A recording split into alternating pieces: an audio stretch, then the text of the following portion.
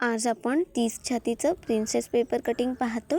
तर इथे मी double फोल्डमध्ये paper घेतलेला आहे, कारण आपण एकाच वेळी पुढील आणि मागील दोन्ही भागाचं कटिंग करणार आहोत। तर ही आपली मापं आहेत। उंची 12 इंच, छाती 28, कंबर 24, बाहीची लांबी 4 इंच, दंडघेर 4.5 इंच, पुढील गळा 6 इंच आणि मागील गळा 8 इंच।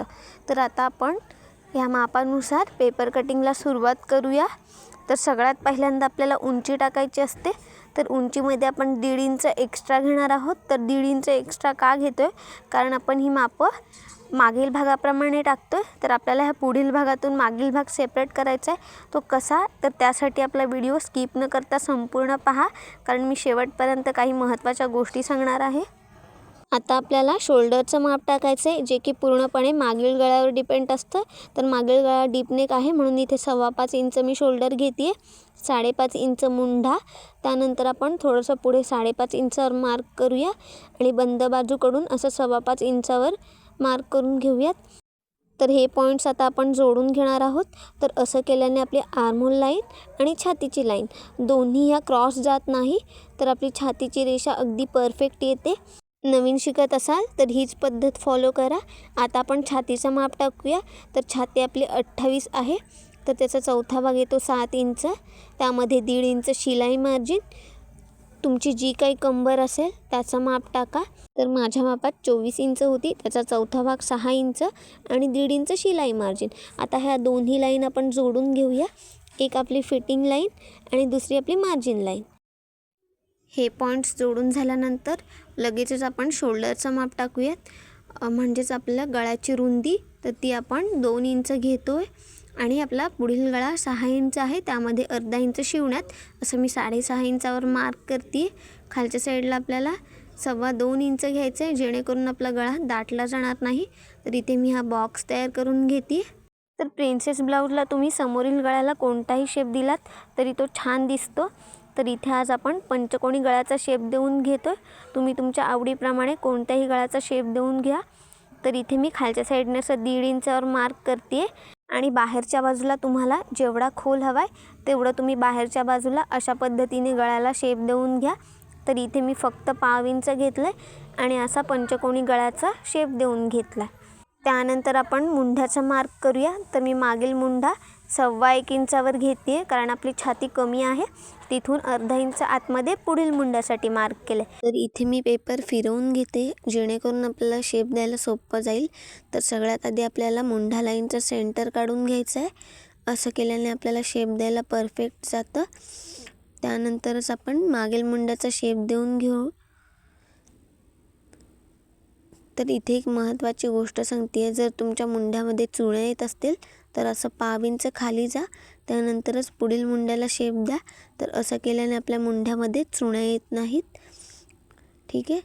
आता आपण मेन टक्सचा मार्क करूया। सगळ्यात आधी आपल्याला लांबी टाकायची असते, जी की आपण शोल्डरच्या इथून घेतो। तर आपली छाती 28 इंच आहे, म्हणून इथे मी 9 इंचावर घेते आपल्या शोल्डरच्या इथून। त्यानंतर हुक लूप पट्टीच्या इथून 3 इंचावर मार्क करायचं आहे।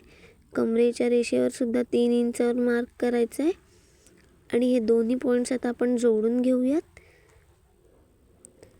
तर जोडून घेतल्याने आपल्याला शेप द्यायला इझी जातं। त्यानंतर आपला जो मेन टक्स आहे तो आपल्याला 1.5 इंच घ्यायचा आहे। आपण मेन टक्स घेतो तेवढं आपल्याला लगेचच पुढे कमरेच्या रेषेवर वाढवून घ्यायचं असतं। आणि जर तुम्हाला शेप द्यायला कठीण जात असेल तर अशा पद्धतीने मार्क करा। तर वरच्या साईडला मी 1.5 इंचावर मार्क करते, बंद बाजूच्या इथून पुन्हा 1.5 इंचावर मार्क करते। हे दोन्ही पॉईंट्स जोडून घेते। वरच्या साईडला सुद्धा आपण अर्धा इंच एक्स्ट्रा घेणार आहोत।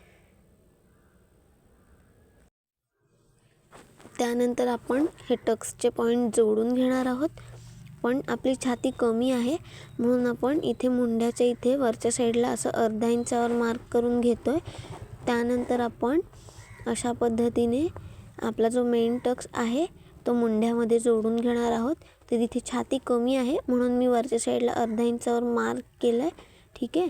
आता आपण आपला मेन टक्स आहे तो जोडून घेणार आहोत।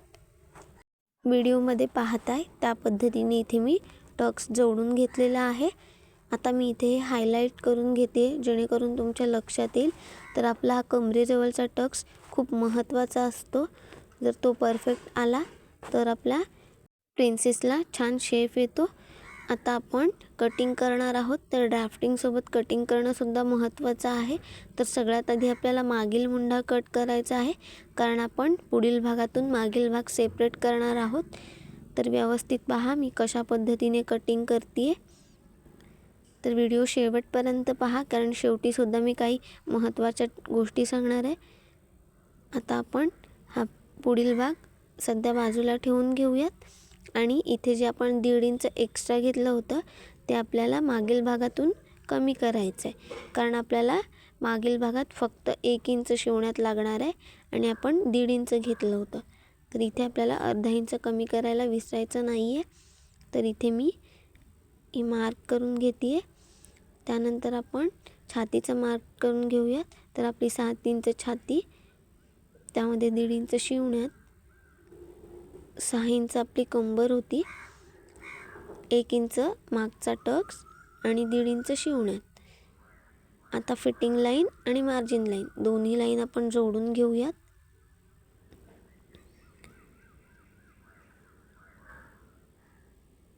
त्यानंतर आपला एक्स्ट्रा पेपर आहे तो आपण कट करून घेऊयात. तर ह्या गोष्टी करायला विसरायचं नाही, नाहीतर मग आपला ब्लाऊज हा फेल जाईल. आता आपण मागील गळ्याचा मार्क करूया. तर 2 इंचावर आपण गळा रुंदी घेतली होती. आपला मागील गळा हा 8 इंच होता, त्यामध्ये अर्धा इंच शिवण्यात असं मी 8.5 इंचावर मार्क करून खालच्या साईडला 2.5 इंच घेतलं आहे. आता हा बॉक्स तयार करून घेऊयात. तर ह्यामध्ये तुम्ही तुमच्या आवडीचा कोणताही शेप देऊ शकता. तर त्याचप्रमाणे गळ्याची रुंदी तुम्ही 3 इंचापर्यंत वाढवू शकता, तुम्हाला जितका डीपनेक हवा आहे तेवढा. आता आपण टक्सचा मार्क करूया. तर अशा पद्धतीने आपल्याला सेंटर काढून घ्यायचं आहे. वरच्या साईडला 3.5 इंचावर मार्क करायचं आहे आणि दोन्ही साईडला आपल्याला अर्धा इंच घ्यायचं आहे, जे की आपण 1 इंच टक्ससाठी घेतलं होतं. आता हे दोन्ही पॉईंट्स आपण जोडून घेऊयात. तर आपला मागचा टक्स तयार झालेला आहे. इथे मागील भागाचं संपूर्ण आपलं ड्राफ्टिंग झालेलं आहे. आता आपण मागील गळ्याचा शेप कट करून घेऊयात.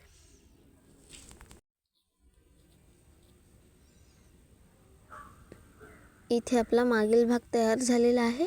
आता आपण पुढील भाग घेऊयात. तर सगळ्यात आधी आपल्याला मुंडा कट करून घ्यायचा आहे. तर आपण पुढील मुंडा कट करून घेऊयात. त्यानंतर आपण पुढील गळ्याचा शेप कट करून घेऊयात. तर कटिंग करते वेळेस आपल्याला स्टेप बाय स्टेप कट करायचं आहे. आता आपण आपले पुढील साईड पार्ट सेपरेट करून घेऊयात. आपल्याला हा जो टक्स आहे तो कट करून घ्यायचा आहे. अशा पद्धतीने आपण जो 1.5 इंचचा टक्स घेतला आहे तो सुद्धा आपल्याला कट करून घ्यायचा आहे. तर इथे मी दोन्ही पार्ट कट करून सेपरेट करून घेतलेले आहेत. एक महत्त्वाची गोष्ट लक्षात घ्या, जर प्रिन्सेस ब्लाऊज तुम्ही शिवत असाल तर त्यामध्ये आपल्याला शिवण्यात एक्स्ट्रा घ्यायचं असतं. म्हणजेच ह्या मापाचा जेव्हा तुम्ही ब्लाऊज शिवणार तेव्हा तुम्हाला कापडावर दोन्ही साईडला अर्धा इंच एक्स्ट्रा घ्यायचं आहे, जे की आपण एक्स्ट्रा इथे वाढवून घेतलेलं नाही आहे. तर ही गोष्ट तुम्हाला ब्लाऊज शिवते वेळेस करायची आहे. जेव्हा तुम्ही हे अस्तरवर कट कराल तेव्हा तुम्हाला दोन्ही साईडला एक्स्ट्रा घ्यायचा आहे. आणखीन एक महत्त्वाची गोष्ट, आपण हा बॅक पार्ट घेतो त्यावर आपल्याला हा छातीचा पार्ट ठेवून घ्यायचा आहे. तर इथे बघताय खालच्या साईडला अर्धा इंच एक्स्ट्रा आहे, ते प्रत्येक पॅटर्नमध्ये येतं. तर हे आपण अशा पद्धतीने कट करून घेणार आहोत. तर हे कट करायला विसरायचं नाही, नाहीतर मग आपला पुढील भाग हा एक्स्ट्रा होईल आणि आपली फिटिंग लाईन सरळ येणार नाही. तर इथे आपला 28 छातीचा संपूर्ण पेपर कटिंग झालेला आहे. व्हिडिओ आवडला असेल तर लाईक करा, शेअर करा आणि सबस्क्राईब करा. थँक्यू.